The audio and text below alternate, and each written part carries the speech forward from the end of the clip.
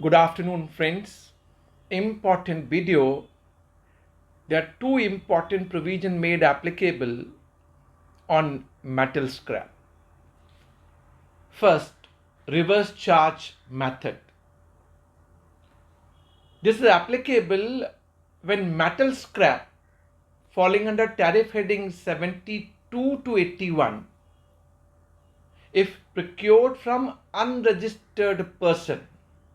So registered person procuring from unregistered person, supplier is unregistered, तो reverse charge method में आपको GST जमा कराना पड़ेगा। ऐसे केस में सप्लायर कोई इनवॉइस रेज नहीं करेगा भी तो उसके इनवॉइस का कोई रेफरेंस जीएसटी में कोई इंपॉर्टेंट नहीं है। तो बिंग रिसिपिएंट आप ही अपने आप को एक सेल्फ इनवॉइस जनरेट करेंगे within 30 days from the date of receipt of metal scrap. 30 दिन के अंदर सेल्फ इनवॉइस जनरेट करेंगे।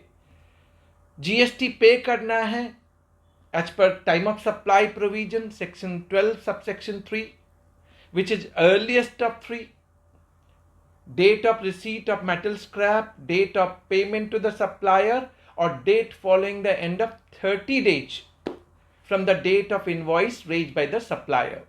But इस केस में चूंकि सप्लायर रजिस्टर्ड नहीं है, आप अपने आप को सेल्फ इनवॉइस जनरेट करेंगे, यानी आपको सेल्फ इनवॉइस जनरेट करना है और टाइमली अपनी जीएसटी की लाइटी रिवर्स चार्ज में पे करनी है। जब आप पे करेंगे तभी आपको क्रेडिट मिलेगा उसका।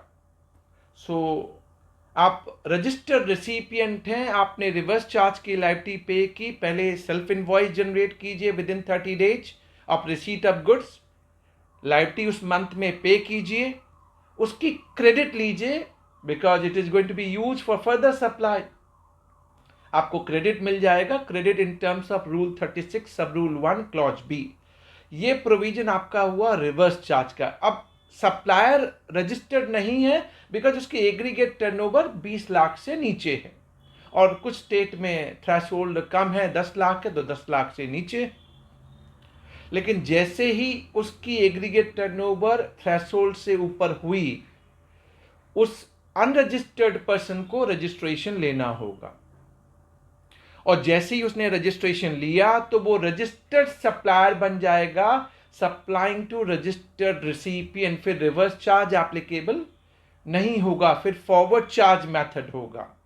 लेकिन यहां एक चैलेंज ये है कि रिसिपिएंट को कैसे मालूम पड़ेगा कि सप्लायर की एग्रीगेट टर्नओवर बिलो थ्रेशोल्ड है या एबव थ्रेशोल्ड है।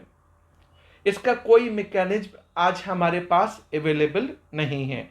तो मैं सजेस्ट ये करूंगा कि बिंग रिसिपिएंट, रजिस्टर्ड रिसिपिएंट, आप एक सर्टिफिकेशन या डिक्लेरेशन ले लें सप्लायर से। जो रजिस्टर्ड नहीं है वो आपको सर्टिफिकेशन या डिक्लेरेशन देगा कि मेरी थ्रेशोल्ड एग्रीगेट टर्नओवर थ्रेशोल्ड से नीचे है और राइटिंग में देगा एफिडेविट जिससे रिवर्स चार्ज आप पे कर रहे हैं। तो एक डिक्लेरेशन या सर्टिफिकेशन या एफिडेविट अगर होगा तो ओनस सप्लायर के ऊपर पास ऑन हो जाएगा। फिर जब भी उसका थ्रेशोल्ड 20 लाख या कुछ स्टेट में 10 लाख है बढ़ेगा तो उसे रजिस्ट्रेशन लेना पड़ेगा। यह पहला पार्ट हुआ reverse charge method. Second, TDS. There would be TDS, tax deducted at source, at the rate of 2%. CGST 1%, SGST 1%, intra state के लिए IGST है तो 2%। Wherever there is B2B supply, यानी registered supplier to registered recipient of metal scrap, यहां पे TDS का provision as per section 51 applicable होगा। अगर कॉन्ट्रैक्ट की value more than 2.5 lakh rupees है तब टीडीएस का प्रोविजन एप्लीकेबल होगा। तो कंफ्यूजन कईयों को हो रहा है कि ये इनवॉइस वाइज देखेंगे या पूरे ईयर के लिए देखेंगे।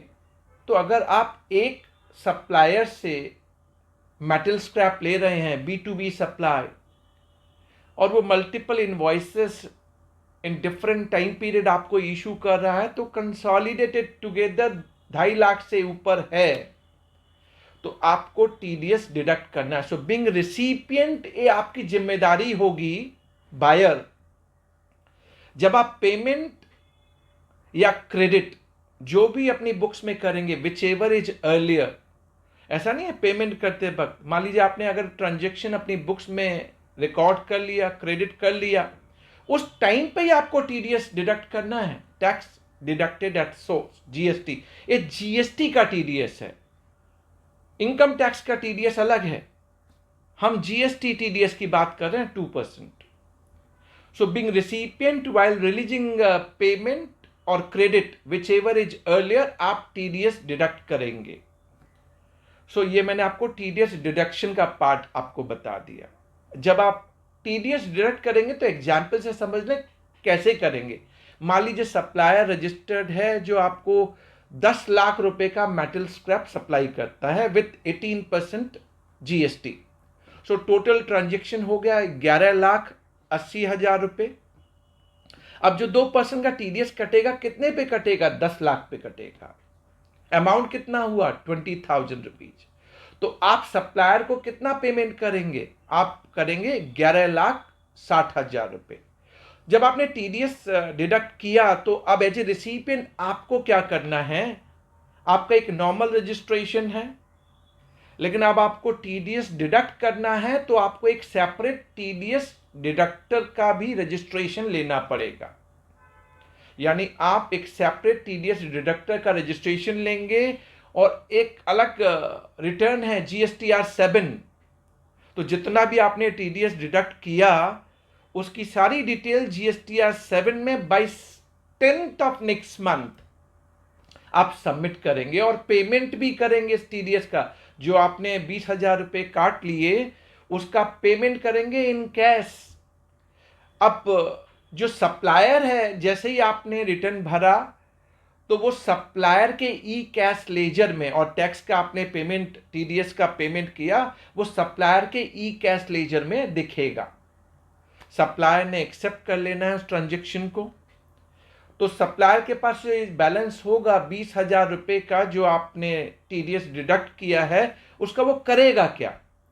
आइदर वो अपने आउटपुट टैक्स से एडजस्ट कर ले, अगर उसकी आउटपुट टैक्स की कोई लायबिलिटी है तो इस बैलेंस को वो यूज कर सकता है, या अगर नहीं कर पा रहा तो वो इसका रिफंड भी ले सकता है। अगर आपके पास एक्यूमुलेशन हो रहा है तो आप इसका रिफंड भी ले सकते हैं। सो सप्लायर के एंड पे ये होगा कि इसको आप यूज कर लीजिए या फिर इसका रिफंड ले लीजिए। This mechanism is available. अब एक केस मैं बता दूं जहां पे टीडीएस का प्रोविजन एप्लीकेबल नहीं होगा। मान लीजिए मैं दिल्ली में रजिस्टर्ड सप्लायर हूं और आप महाराष्ट्र के बायर हैं रजिस्टर्ड, और मैंने सप्लाई किया आपके कहने पे दिल्ली में। सो लोकेशन ऑफ रिसिपिएंट तो महाराष्ट्र है, आप महाराष्ट्र में हैं, but place of supply Delhi हो गई।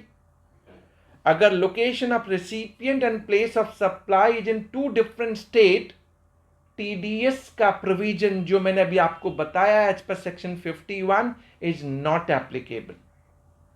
सो we have tried our best in a language English, Hindi और इंग्लिश को मिक्स करके I have tried my best to cater all viewers pan India to explain this concept. RCM, when supplied by unregistered person to registered person of metal scrap, and TDS at the rate of 2% on metal scrap.